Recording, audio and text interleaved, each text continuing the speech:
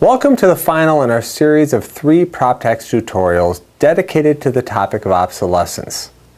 In our earlier PropTax tutorials, we introduced the concepts of functional and external obsolescence. We talked about ways to identify an obsolescence. So now that you've identified your property may be experiencing obsolescence, the question becomes, how do I quantify obsolescence? I'm glad you asked. It's one thing to know you've got it and quite another to quantify it. There are 2 primary ways to quantify obsolescence. 1, calculating the excess operating costs. 2, calculating the excess capital costs caused by the obsolescence. In other words, obsolescence causes more expenses in the operation of the property and more expense in the capital cost structure of the property. Let's start with excess operating cost. Obsolescence can be quantified by calculating the difference in cost to operate your property compared to a modern version of your property. It's basically quantifying the value in dollars lost by continuing to run the obsolete property versus upgrading it. The costs we're talking about here are gas, electricity, labor, basically any operating cost. A common example is that old washer and dryer that still may be hanging around your house. Modern washers and dryers have become much more cost-effective to operate. They take less electricity and therefore cost less money to operate. If we quantify the difference between the annual expense of the old versus a modern unit, we can quantify obsolescence. Once the excess annual cost is identified, you take the present value of future excess costs to calculate the total obsolescence.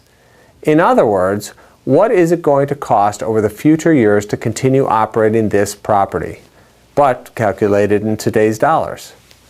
That is essentially what an investor valuing your property would deduct from the value. So the question is, what equipment line or building is costing you more to operate than what a modern version would cost? When it comes to excess capital costs, things get a bit more complicated. There are 2 ways to quantify excess capital cost. 1, calculating the excess cost to build your property compared to today's cost for a modern property. This is called reproduction versus replacement cost. The second is calculating excess cost due to reduced utilization of your property. This is called cost to capacity. Let's use the example of the brick phone from our earlier PropTax tutorial to explain the reproduction versus replacement cost calculation.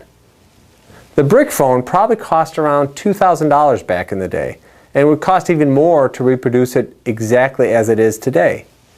Current reproduction costs would be taking an exact replica of that brick phone in today's dollars. So it would cost something higher than $2,000, let's say $2,500. But we all know that brick phone can be replaced by a smartphone for about $100.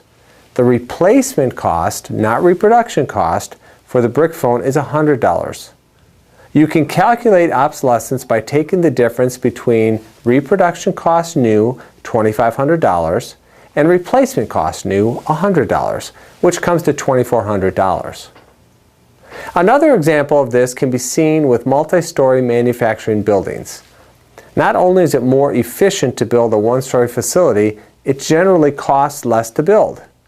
By looking at the difference between reproduction cost new of a multi-story facility and replacement cost of a 1-story facility, we can calculate excess capital costs. Cost to capacity, the second way to calculate excess capital costs, measures the loss in value due to reduced utilization of an asset.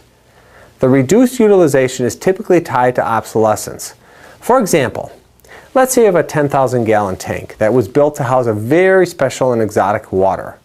Only this kind of tank can be used for this type of water. Everybody loves the water, and the tank is used to capacity, 10,000 gallons. Suddenly, certain people start to get sick. Not everyone, but people with certain conditions. The government restricts the use of your special water. There's a reduced demand, and the max the tank can be used for going forward is 6,000 gallons. Basically, you could run the operation with a 6,000-gallon tank, but you have a 10,000-gallon tank. Cost to capacity is calculating the excess cost for the 40% of the tank that will not be used going forward. Now you could argue that the tank deserves a 40% reduction in assessed value, and that might actually work. But a more accurate calculation would be to take that 40% multiplied by a scale factor to come up with something less than 40%. The scale factors, typically between 0.6 and 0.95, account for the reality that the cost to increase capacity is rarely a one-to-one relationship. Typically, scale factors come from an engineering table. They're not something you'd have to calculate. In the past few minutes, we've covered quantifying obsolescence.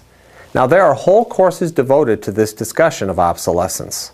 Hopefully, this PropTax tutorial has piqued your curiosity and challenged you to begin the journey of looking for and quantifying obsolescence in the equipment and real estate owned by your company.